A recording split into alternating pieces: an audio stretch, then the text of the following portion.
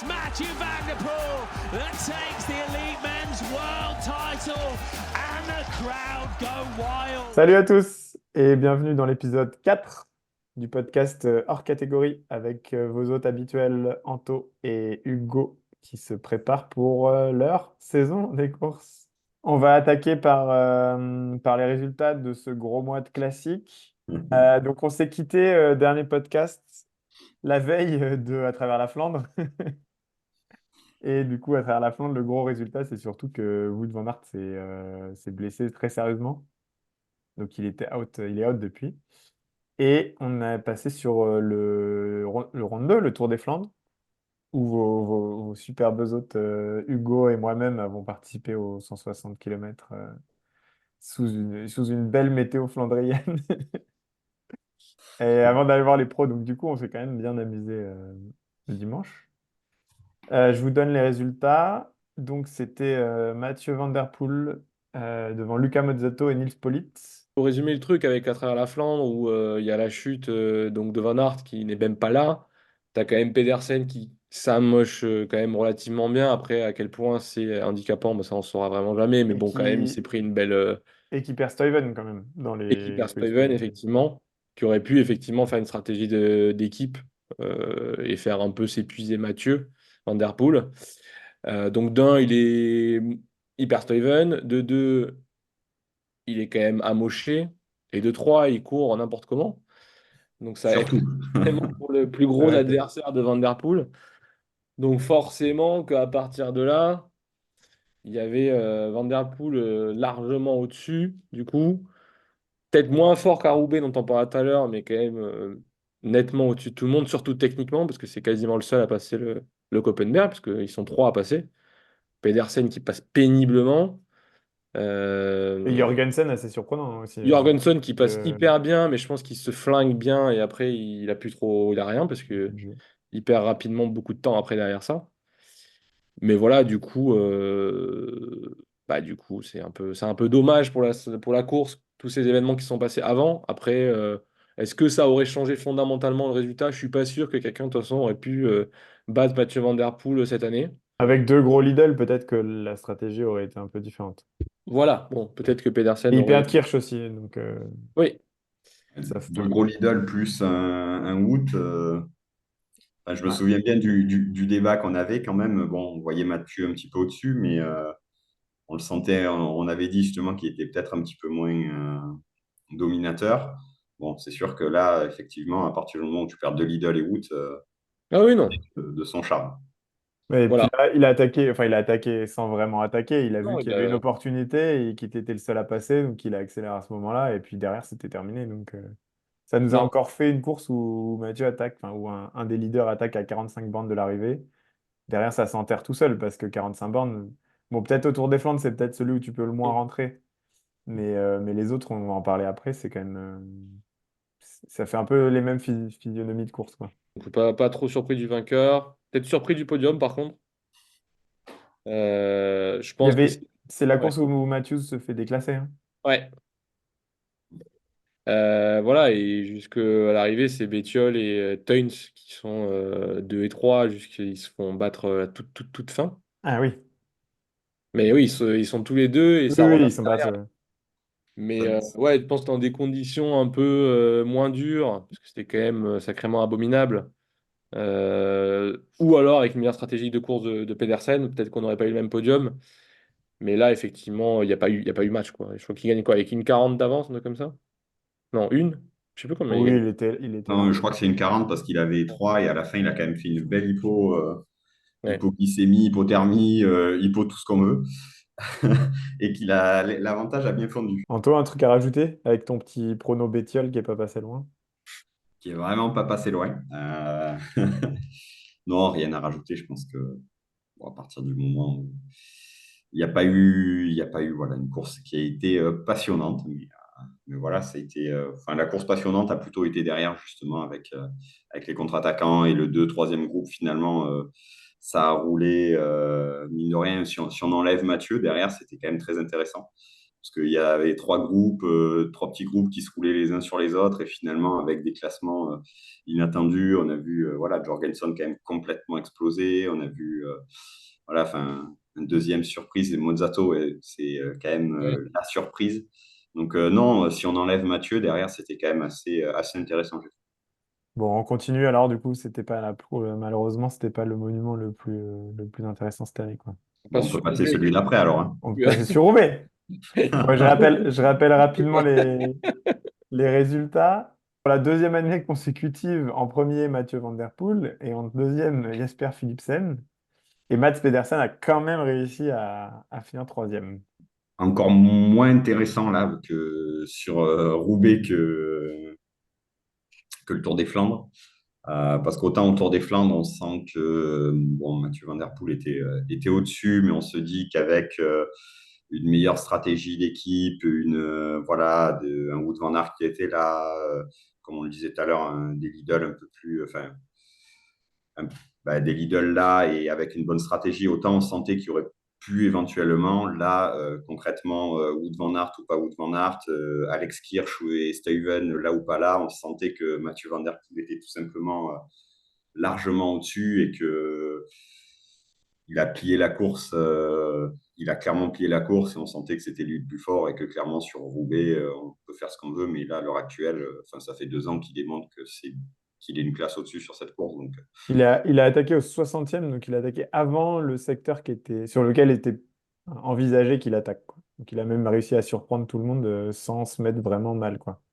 ouais. Et après, derrière, on avait quand même Philipsen qui sautait sur tout ce qui bougeait. Ouais, Philipsen et Vermeersch, Et ouais. Vermeersch qui était là encore. Et du coup, c'est vrai que ça a quand même vachement vite découragé les- les- le groupe de derrière, quoi. Ouais, et puis même, voilà, comme je disais tout à l'heure, sur le Tour des Flandres, la course pour le podium était intéressante. Autant là, bon, bah, voilà, sachant qu'il y avait Philipsen et Vermeersch qui étaient tout simplement, certainement, les meilleurs dans le groupe du restant, on va dire, ou Ouais. si ce n'est pas les meilleurs, presque. Donc là, ça avait vraiment, pour le coup, aucun intérêt cette année. Ce Paris-Roubaix n'a pas été très, très intéressant, contrairement à l'année dernière. Non, après, il y avait quand même des belles images, ou de voir, enfin, voir Van Der Poel pédaler ou Pogacar pédaler, c'est quand même toujours assez impressionnant et beau à voir. Son attaque, elle est énorme. Et je pense que quand il sort du secteur, c'est vrai que tout le monde se dit, bah, d'un, on est mort, alors que lui, pas du tout. Et de deux, tout le monde se. Au lieu de rouler, bah, personne ne roule les uns avec les autres parce que justement, il y a Vermeersch chez Philipsen, et du coup, ça crée un espèce de. Bah, l'écart, il augmente très très vite, quoi. Et à chaque secteur pavé, vu qu'il est plus technique que les autres, bah, il récupère 2-3 secondes par-ci, par-là. Mais Groupama était quand même solide en vrai. Groupama, Oui. Il y avait Laurent Spiti qui a fait une super course. ouais, avant sa Enfin, chute. il a fait une super campagne de classique, en vrai, pour le coup. Tout à fait. Donc non, c'était quand même une. Enfin, effectivement, en tant que spectateur neutre, c'est pénible. En tant que fan d'un des coureurs, oui, c'est un peu plus sympathique, même si on aurait préféré un autre scénario en vrai. Mais bon, ça délivre un peu, ça retire un peu de stress pendant la course. Bon, bah, c'est bon, il a gagné, quoi. À moins qu'il crève, qu'il chute 10 fois. Il avait le temps de crever une fois ou deux, Voilà. quand même, là, hein. Et après, par contre, bah, il y avait toujours la question de, pour moi qui n'en était pas vraiment une, mais est-ce qu'il va laisser gagner Philipsen à Roubaix? Bon, bah, on a vu que non. On a vu que non, ouais. Et de toute manière, enfin, Philipsen, je crois qu'on en avait parlé, qui rageait un peu de l'année dernière, qu'il avait fait énormément de travail. Du coup, je m'étais remis la course et je m'étais dit, bah, en vrai, il n'a pas non plus. Van Der Poel, c'était quasiment celui qui roulait le plus du groupe. Donc, c'est pas non plus comme s'il s'était sacrifié à rouler. C'est pas non plus comme s'il avait sauté sur tout le monde à chaque attaque. Bah là, c'est pareil, quoi. Il a passé je sais pas combien de temps dans les roues. Et quand il veut lâcher tout le monde sur un secteur pavé, il n'y arrive pas, alors que ça fait 45 minutes qu'il est dans la roue des autres à se reposer, enfin, entre guillemets. Après, Donc, Philipsen, pour gagner, il n'a pas besoin de ça. Il a juste besoin d'arriver il a besoin d'arriver au sprint. avec le groupe. Et Il a là, c'est besoin. ce qu'il a fait. Là, c'est ce qu'il a fait. En fait, il a sauté sur quelques attaques, mais en vrai, sa seule présence fait que ça décourage les mecs. Parce qu'en Ouais, fait, ouais, ils non. savent qu'ils vont tenir la roue à partir du moment où ils n'arrivent pas à le lâcher. Et s'il tient la roue, qu'il l'emmène au vélodrome, ils savent qu'ils sont cuits. Enfin, Non, ça, mais après, Peut-être que, ils peuvent le battre, hein. Un Pedersen, peut-être sur un sprint de mort, il peut peut-être le taper. Là, en vrai, il a quand même toute la course pas roulé, quoi. Et la seule fois où il a voulu les lâcher, il a même pas réussi. Donc, il était quand même d'un niveau bien inférieur, comme tout le monde, à Van Der Poel, quoi. Donc, pour moi, aujourd'hui, aller dire qu'il veut gagner Roubaix, je peux l'entendre. Mais je suis Rudoft, enfin, les Rudoft, Bah, tant qu'il y a Mathieu, de toute façon, enfin, tant qu'il y a Van Der Poel dans cette forme-là, ça paraît impossible pour un autre Alpecin, en tout cas, de prétendre à quoi que ce soit, hein. Du coup, le bilan un peu des deux grosses classiques, gros monuments là, c'est un peu la déception, non? Des équipes type Lidl, Visma, on va même pas en parler, mais sans Van Aert, sans Laporte, c'était compliqué. Et même UAE un peu, parce qu'on a vu Polite, au final, il doit faire 3 et 4. ouais. Est-ce qu'avec une meilleure stratégie, ils n'auraient pas pu avec des Vélens et compagnie? Hirschi, il était à la ramasse, il est revenu sur la fin plutôt sur les Ardennaises, mais c'était quand même très moyen les autres équipes, quoi. Coup dur, pour le coup, pour moi, celle qui est la plus décevante, c'est clairement enfin, Jumbo, non. Visma Lease the C'est Bike. vrai. Visma Lease the Bike, qui avait tout écrasé l'année dernière, sauf les deux monuments. Donc Tour des Flandres et Paris-Roubaix, mais qui avait été voilà, monumental. D'ailleurs, on en avait parlé, ils avaient commencé, ils avaient tout explosé avec Jan Tratnik. C'est eux qui dominaient finalement, bah, comme un comme habituellement finalement, au moment où ça compte le plus, en tout cas sur les classiques d'un jour. La Visma Lease the Bike est jamais très très présente. On le voit avec Wout van Aert ou les autres. Il manque toujours quelque chose. Donc pour moi, celle qui m'a le plus déçu, c'est enfin, c'est la Visma Lease the Bike. Je trouve que clairement, enfin, tu le disais tout à l'heure, Groupama, on peut pas dire qu'ils aient manqué leur campagne. Je trouve que Laurent Spitty et Stephen Kung ont quand même, ils ont essayé, ils étaient à l'avant, ils ont quand même, on les voyait quand même un petit peu rouler. Je trouve qu'ils ont fait quand même une très belle campagne. Donc non, non, je trouve que je vois pas la Lidl Trek, effectivement, peut-être un Pedersen avec une meilleure stratégie sur Sur le la, round 2. sur le rond 2, mais effectivement, je pense que j'aurais mis une mauvaise note à la Lidl Trek s'ils n'avaient pas perdu Kirsch et Stuyven. Là, bon, quand même, Sur le round 2, tu peux leur mettre une note très moyenne en stratégie, parce qu'on a quand même Pedersen qui part à 90 bornes tout seul, avec un Alpecin dans la roue. Ça Vermeersch. avait aucun sens, quoi.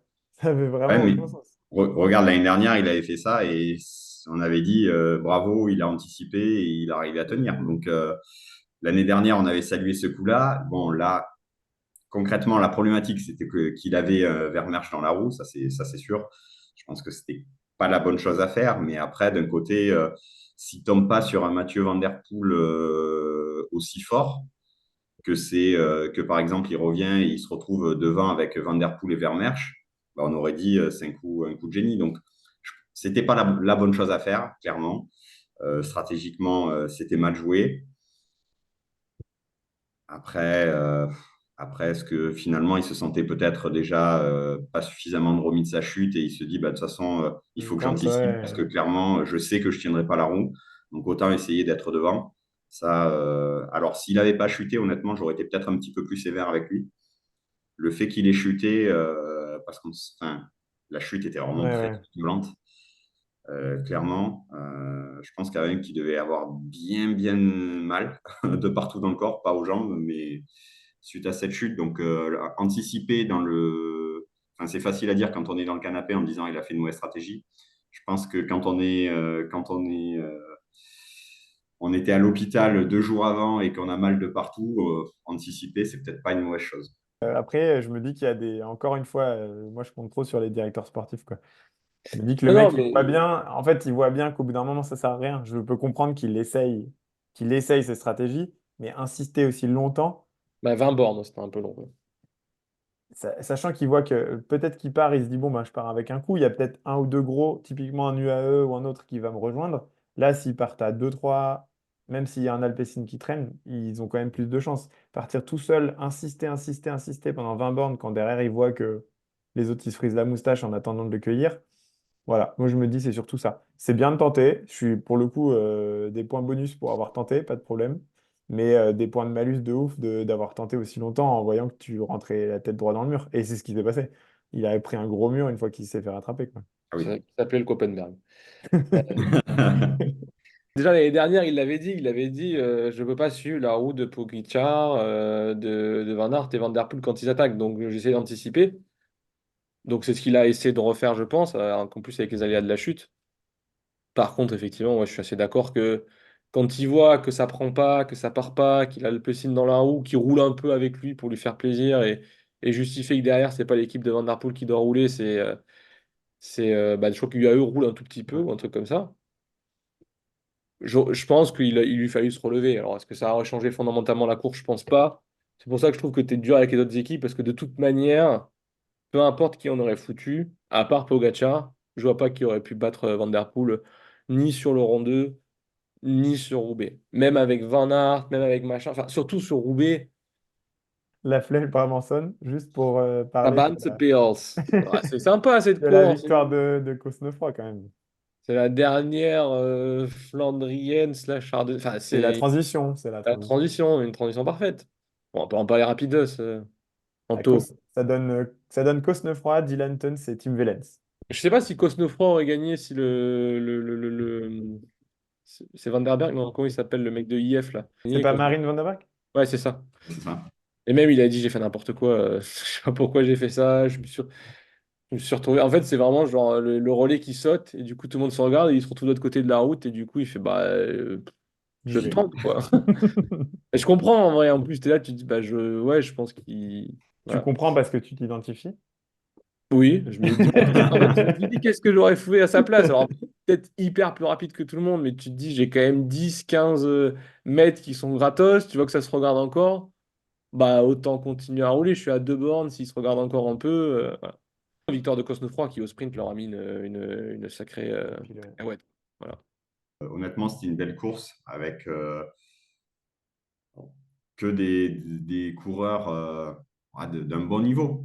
Oui, Il n'y oui. a pas de top athlète. Du coup, Non, c'était non. une course qui était un peu équilibrée, un peu tactique. C'était une belle course de vélo à voir. Après, quand on voit les résultats, quand il y a des un ou deux gros noms, c'est vrai que c'est quand même rigolo de regarder des courses dites un peu plus petites pour le plaisir, quoi. Et c'est pour le suspense. Il y a l'Amstel quand même. Ah bah oui, on saute, mais c'est parce qu'on parle de flèche à flèche. Ouais, ouais, pardon. Mais bon. Et Il du y a tir à l'Amstel l'arc. entre les deux, avec notre ami recordman du monde du 5 km de course à pied, Thomas Pidcock. Le seul anglais incapable de boire un demi de bière cul sec sur le podium, quand même. Mais bon. On va dire que c'est parce qu'il est chez Ineos et qu'il n'a pas le droit.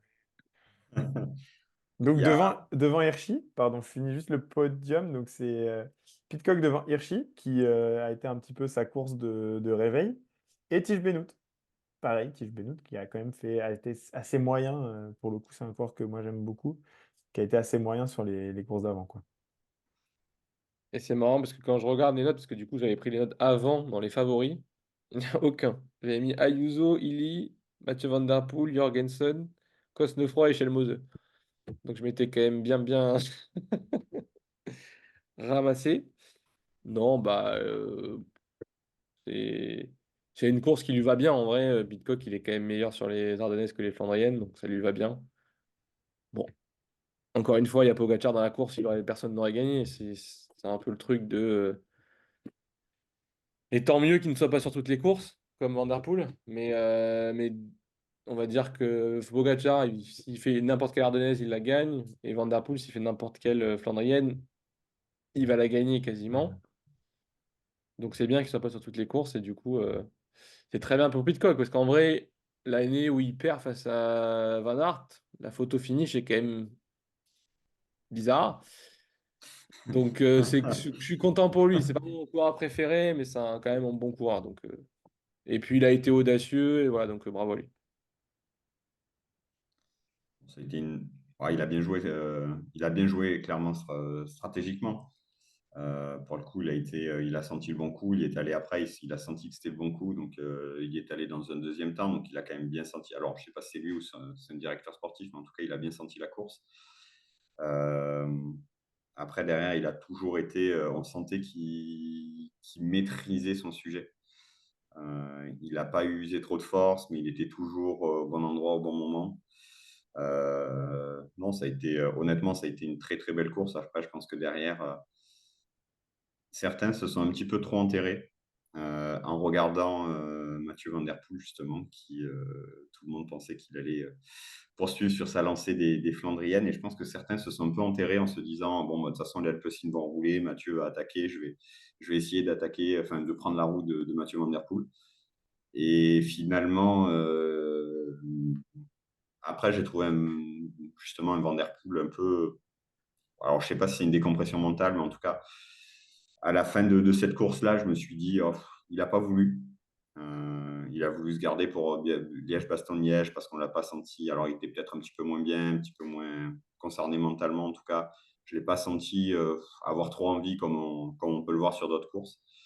Et je pense que certains, ça a un petit peu faussé la course. Ça fait partie de la course et justement, bah, les Pidcock, un Pidcock a su le sentir et a su en profiter. Mais je pense que certains, en fait, ont tellement attendu Mathieu Van Der Poel qu'en réalité, ils se sont enterrés tout seuls. Et presque c'est Van Der Poel, malgré lui, qui a fait une bonne partie de la course aussi. Ouais, en termes de stratégie ratée de miser sur Van Der Poel, quoi. Ouais. Mm. C'est la sensation que j'en ai eue, surtout que Van Der Poel semblait pas s'en foutre, mais Ouais. Il était là parce que c'est une des dernières grosses classiques aux Pays-Bas, quoi. c'est Bah, ouais, c'est la pour moi, dernière. c'était ça. Flèche Wallonne, Stephen Devant Williams, devant Kevin Vauquelin, Bonapera? Ah, Kevin Vauquelin. Vauquelin et Maxime Angils. J'avais mis Roglic. Roglic, Illich, Elmose, Ayuso, Yates et Cosnefroy. Schkelmose, il était déjà à la douche, hein, je pense. Enfin, j'espère pour lui, parce que- Il était plus une Euh, couverture de survie, je pense. Pas trop ce Stephen Williams, mais effectivement, je me rappelle sur l'Amstel, à un moment donné, non, c'est sur la Brabant, je sais plus, il y en a une des courses où je le vois mettre une pétée assez monumentale et rentrer très très rapidement devant. Bah, c'est l'Amstel, je crois, en fait. Et du coup, je dis, ah, il est quand même costaud, lui. Et là, il attaque, effectivement, c'était de nouveau assez impressionnant, quoi. Donc, Vauquelin a fini de nouveau très très très très proche. Mais bon, c'est pas ma course préférée, la flèche, vraiment, bon. C'est un peu. Je pense que ça va être sympa à monter le mur de vie une fois dans sa vie, quand même, puisqu'il est un peu mythique. Mais bon, sinon, c'est pas hyper passionnant, quoi. Et je comprends que des courses comme l'Amstel, justement, on dit on se sort de ce schéma où on met une cote à la fin et tout le monde va attendre la cote pour s'attaquer et mettre un peu plus de mouvement un peu partout dans la course et mettre une dernière cote un peu plus loin de l'arrivée. Et du coup, bah, la flèche, bah, justement, c'est l'inverse. Donc c'est vraiment le truc spectaculaire. Ça Mais bon, reste le gros intérêt de cette course, parce que s'ils enlèvent ça, il y a quand même... voilà. Non, mais je dis pas qu'il faut l'enlever. Je dis juste que du coup, tu sais à quoi t'attendre. Tu sais qu'il va rien se passer jusqu'à. Faudrait regarder la dernière fois où il y a eu un vainqueur, soit en échappée, soit en solitaire. Mais... Non, non, je pense que c'est littéralement impossible. Ils attendent tous la cote, quoi. Un mot sur la flèche wallonne. Ouais, sur la flèche ballon. Vu que tu aimes bien Alors, les courses toutes plates avec une bosse à la fin. non, je trouve que autant habituellement, effectivement, je suis d'accord avec toi, Hugo. Après, justement, cette année, j'ai un peu regardé juste la fin comme je fais habituellement sur la flèche. Et quand j'ai entendu les commentaires, tout ça, le lendemain, je me suis remis, mais jusqu'à partir du 80e kilomètre. Parce que justement, cette année, ça a été intéressant avec les conditions météo qu'ils ont eues. Donc, ils ont eu les 4 saisons en un jour. Du soleil, de la pluie, de la neige, de la grêle, du vent. Ils ont vraiment tout eu. Et ça a rendu la course beaucoup plus difficile. On a vu des tentatives de bordure, on a vu voilà, des défaillances, des attaques. On a vu, justement, cette année, je trouve que on a vu beaucoup de choses. C'était plutôt une course qui était super sympa à regarder. Bon, à la fin, effectivement, ça se joue quand même toujours dans le mur de U. Euh, ce qui va appuyer mon point sur le prochain débat. Mais non, Stéphane Williams, ouais, ouais, très costaud. Alors, j'avais entendu parler de lui en début de saison. Il me semble que c'était au Tour du Rwanda euh, Ah qu'il oui. qu'il avait gagné. Ouais, ça doit Et être en ça. fait, tous les journalistes anglais disaient c'est une pépite, il est très très bon. Et en fait, bon, je disais encore un jeune qu'on dit qu'on décrit comme une pépite. Et en réalité, là, ce qu'il a fait, c'est quand même très très fort. Euh, et honnêtement, ouais, une belle surprise, belle découverte en tout cas. Pas si jeune que ça, hein, parce qu'il a 24 27 ans, ans. non, c'est pas ça? 27. Ah, 27 ans. Ouais, je croyais qu'il avait 24 ans, mais en tout cas, voilà, j'en avais entendu parler un petit peu au début d'année. C'était pas lui sur le Rwanda, c'était Blackmore, je pense, si je regarde Ah bien. Je oui, suis en c'est train de ça, regarder. c'était. Ah, c'est lui qui avait. C'était au Down Under, où on se foutait de la gueule du Down Under au début début de la Voilà. saison. Et c'est lui qui avait brillé, ouais, au Down Under avec. Apparemment, il gagne le général, quoi. Ouais, Donc, c'est ça. ça reste très costaud. Ça reste quand même un bon coureur. Donc, non, non, avec une belle, honnêtement, une victoire en vrai costaud. Alors, certes, bah, comme on dit encore une fois, hein, il y a pas de Roglic, il n'y a pas de Pogacar, mais ça reste quand même une très, très belle course et une course très, très solide qu'il a faite. Liège, Bastogne, Liège. Alors, le résultat, surprenamment, Tadej Pogacar, devant, le non moins surprenant, Romain Bardet.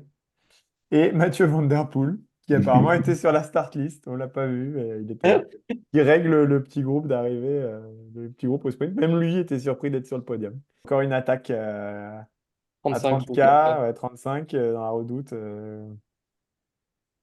Personne ne peut le suivre. Carapace, c'est Carapace, je pense, qui reste le plus longtemps. Ouais, Et après, Romain Bardet qui arrive à s'échapper du groupe des poursuivants. Mais pas trop fait essayer d'espérer, quoi. En haut de la redoute, c'est c'est clair. fini.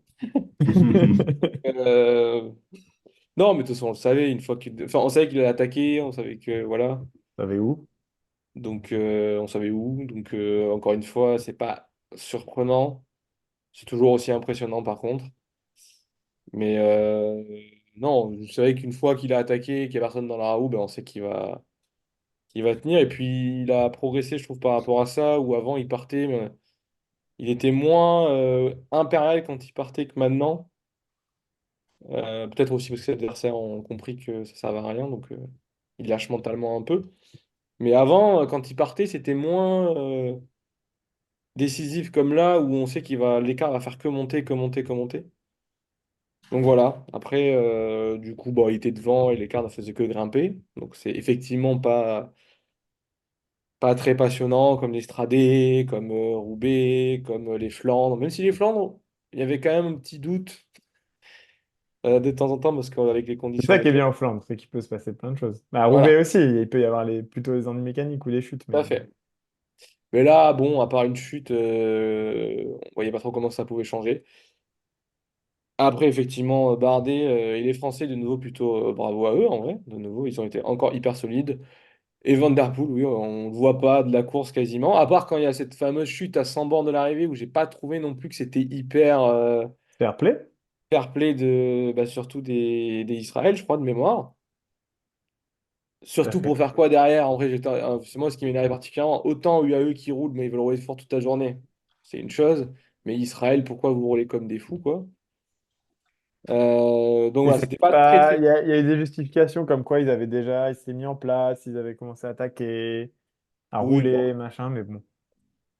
Donc voilà, j'ai pas trouvé ça cool, donc je voulais quand même en dire un mot. Bon, surtout que Van Der Poel était derrière, donc j'étais pas particulièrement énervé. Mais voilà, c'était quand même pas beau. Et du coup, bon, je pense pas que ça change le résultat fondamentalement de Van Der Poel, je pense, effectivement, doit soit changer de préparation et perdre du poids, etc., pour essayer de gagner le Liège.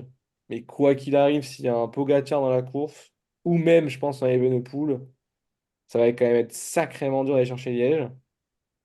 Et du coup, il faudrait sacrifier Roubaix et les Flandres, je pense, avec un résultat derrière où c'est pas sûr à 100% qu'il puisse gagner. Donc, est-ce qu'il est prêt à prendre le pari? Je sais pas.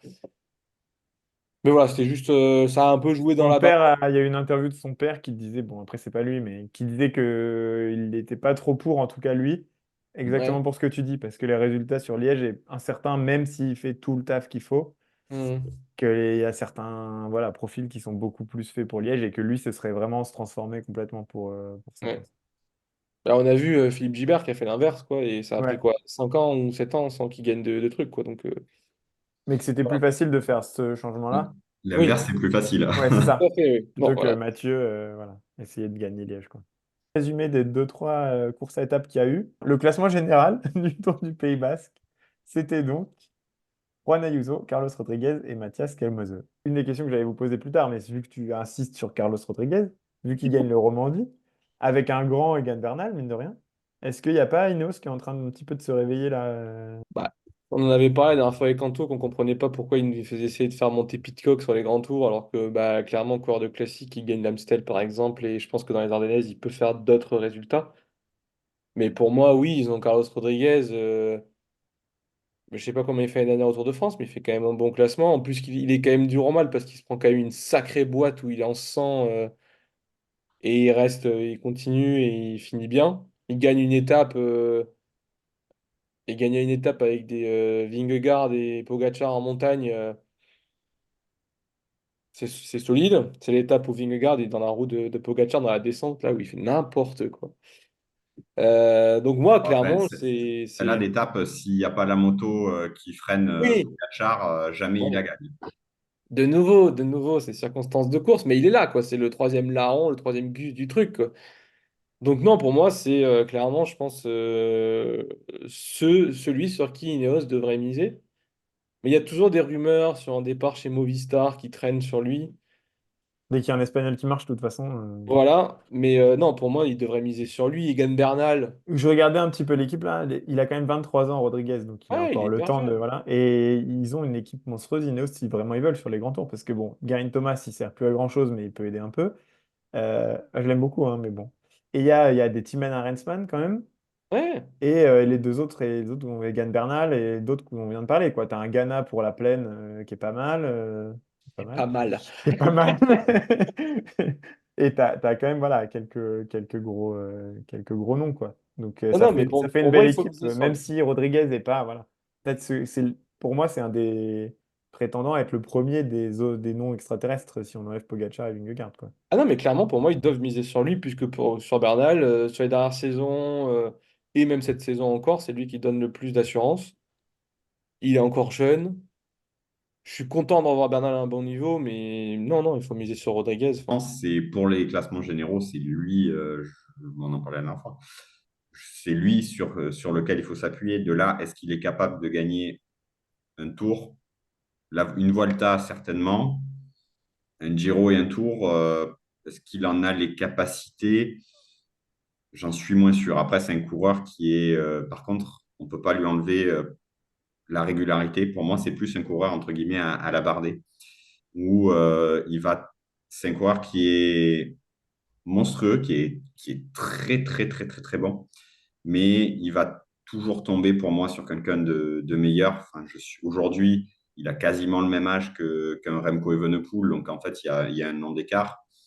Et aujourd'hui, si les deux sont en forme sur une course, alors Remco Evenepoel sur 3 semaines, ça reste encore à prouver. Mais déjà, rien que sur un contre-la-montre, il n'y a clairement pas photo. Enfin, il va prendre, sur un contre-la-montre de 40 bornes, il va prendre 2 minutes à Evenepoel. Donc, et derrière, il faut aller les reprendre en montagne, même s'il est peut-être un petit peu meilleur. Voilà. Donc, pour moi, c'est Ineos aujourd'hui, c'est la meilleure carte Ineos sur les grands tours.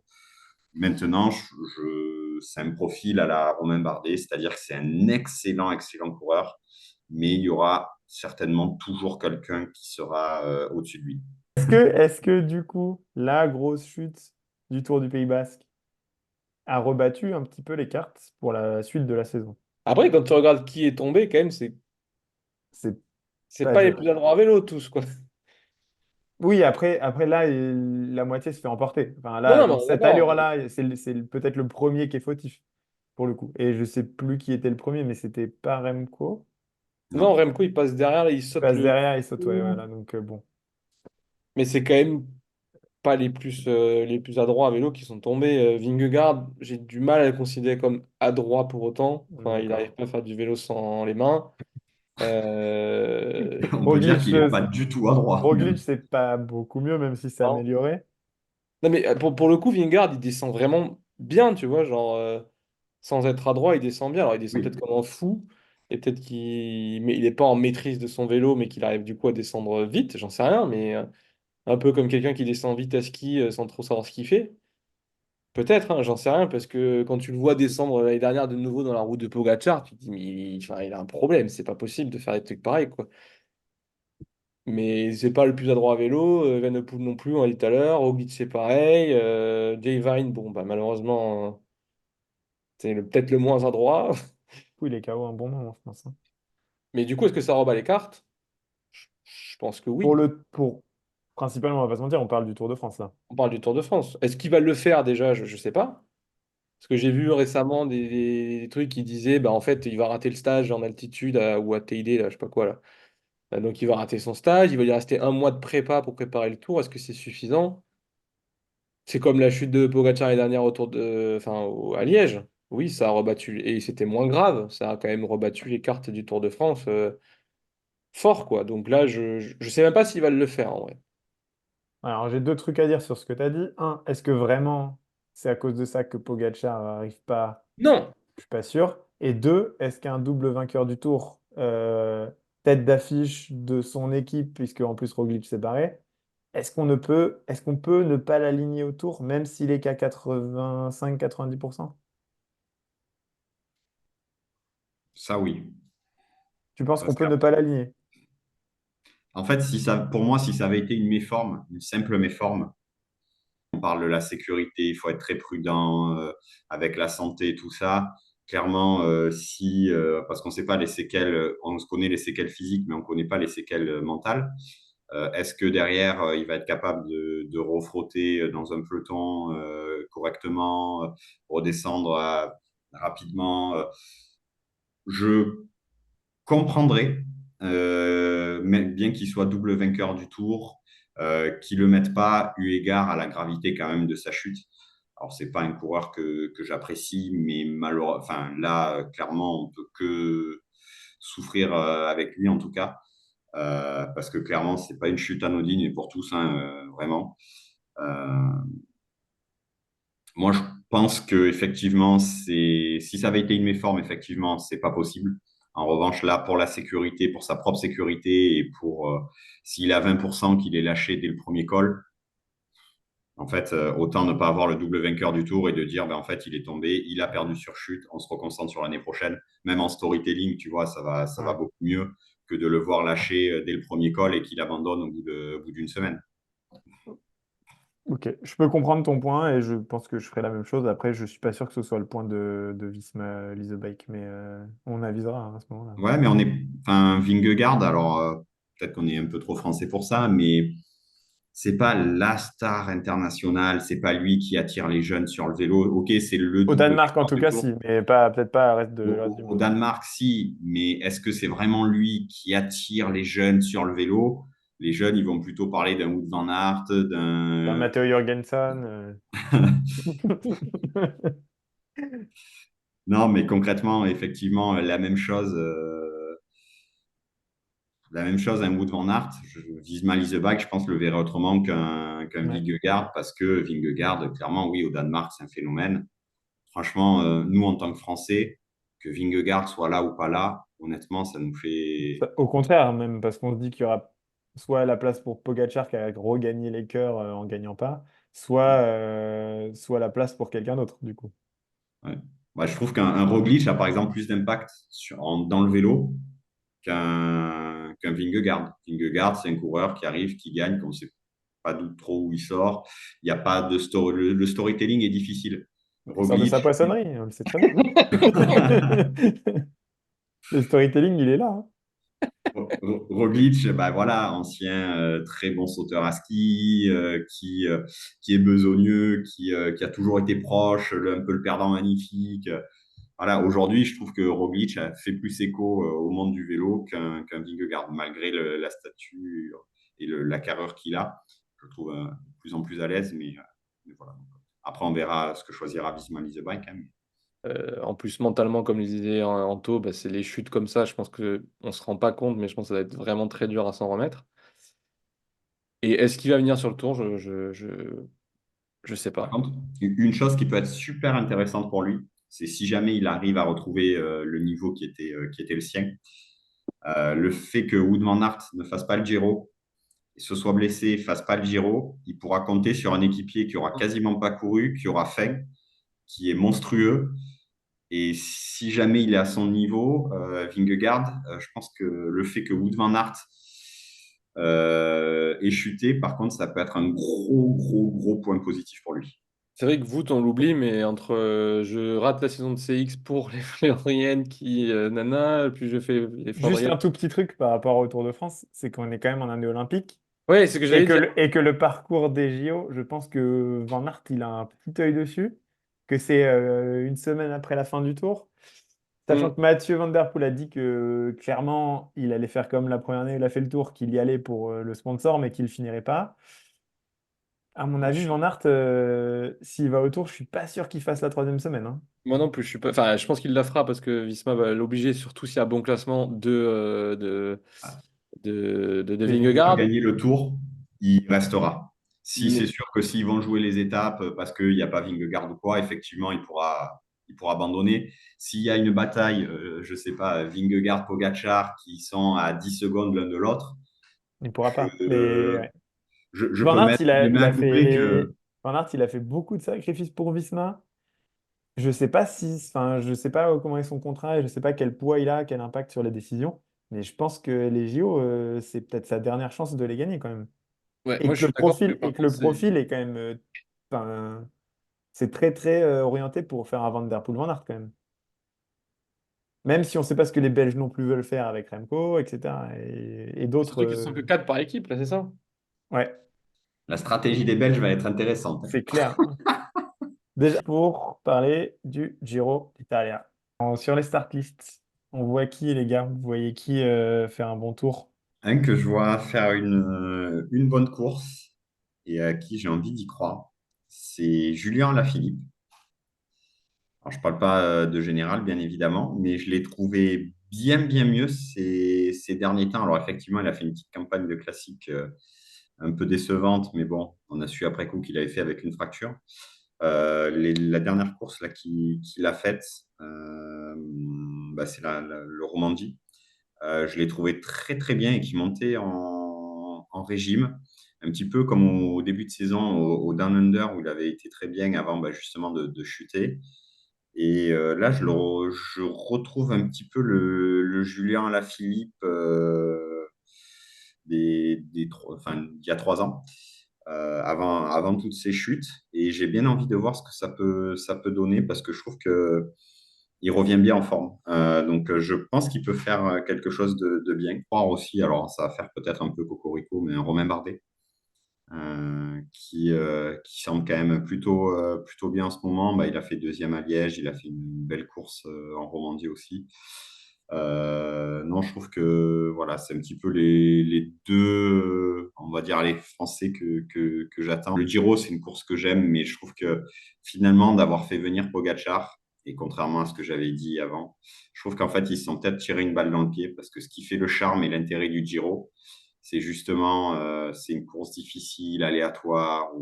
Et là, en fait, le fait qu'il y ait Tadej Pogacar, alors c'est très bien, ça leur fait de la visibilité, mais je pense qu'ils sont peut-être tiré une balle dans le pied parce que Pogacar peut, à la fin de la première semaine, avoir 5-6 minutes d'avance sur tout le monde si vraiment il décide. Et en fait, la course est pliée, il n'y a rien qui peut faire dérailler. Et en fait, avoir un Giro qui soit inintéressant au possible. Parce que si on enlève Pogacar, bon, il y a une bataille pour le général qui aurait pu être vraiment intéressante avec un Bardet, un Ben O'Connor. Il y aurait eu peut-être un Kian ou De Brooks qui aurait pu faire quelque chose. Un Timen Arensman, la Ineos. Voilà, il y aurait eu vraiment ou la Bora qui avait voilà, un Daniel Martinez, un Sharkman, que des outsiders qui auraient pu, d'un niveau à peu près similaire, qui auraient pu se disputer la victoire. Là, effectivement, sur le Giro, on ne sait jamais ce qui peut se passer, surtout le temps en ce moment est vraiment pourri de partout en Europe. Donc, ça rajoute un peu une incertitude, mais je trouve qu'en réalité, ça aurait pu être une course qui était vraiment sympa s'il n'y avait pas eu, pardon, Tadej Pogacar au départ. La start list depuis tout à l'heure, j'arrive pas à trouver un nom qui me fait vibrer. Je trouve qu'il y a beaucoup de beaux sprinteurs, ça, effectivement, il y a quand même des bons sprinteurs, mais j'ai pas un nom qui va me faire me dire, ah oui, effectivement, lui, il va pouvoir faire un truc bien, etc. J'attends de voir un peu les jeunes de la Groupama, Laurent Spiti, voir ce qu'il va pouvoir nous lâcher. Mais j'ai pas de nom qui me vient énormément en tête, à part effectivement bah, le fameux Florian Lipovic qui sort d'une tour de Romandie assez monstrueux et puis qu'on connaît pas vraiment, enfin pour ma part. Donc j'ai un peu hâte de le voir. Et après, je disais effectivement que j'aimais bien Magnus Sheffield tout à l'heure à Nico. Il était pas très content. Mais moi j'aime bien les bourrins qui appuient sur les pédales et qui pédalent fort. Donc non, non, j'ai pas de nom qui m'ont. J'ai hâte de le voir en haute montagne, c'est tout.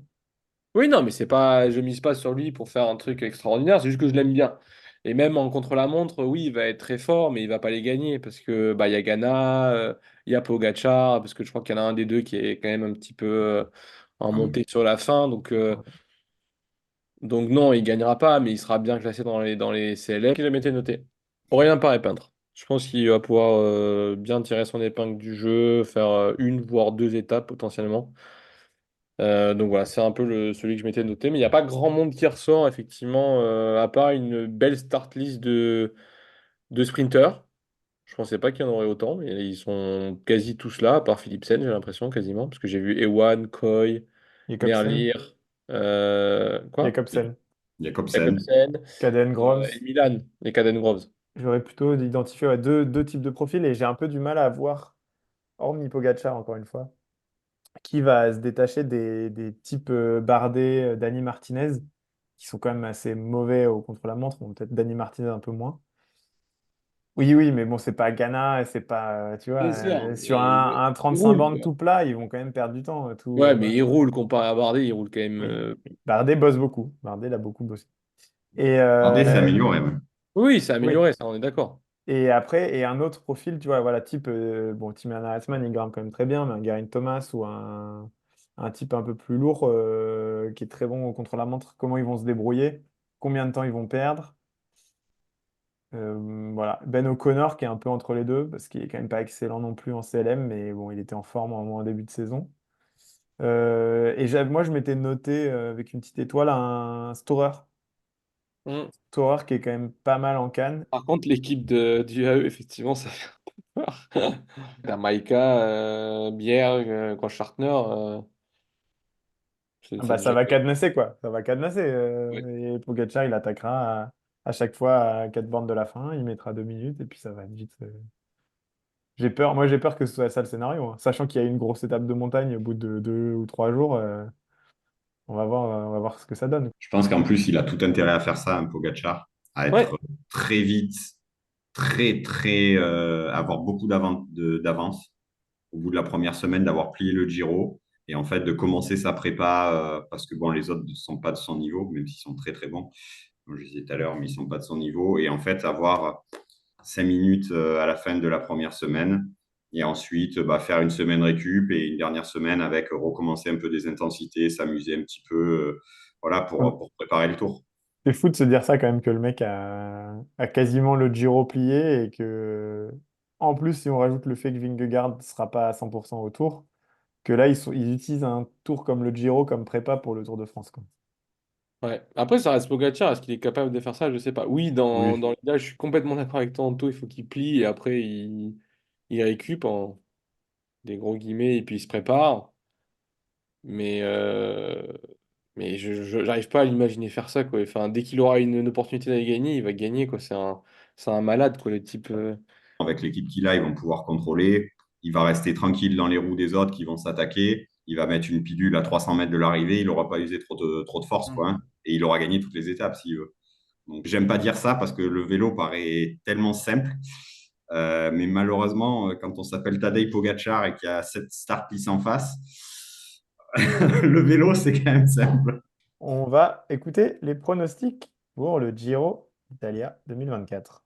Pogacar, Ben O'Connor, Dani Martinez. Pogacar, Hitteblux. Bon, allez, barre des trois. Tadej Pogacar, Timen Arensman, Romain Bardet. Merci pour cet épisode et on se retrouve très bientôt. Salut à tout le monde. Salut à tous.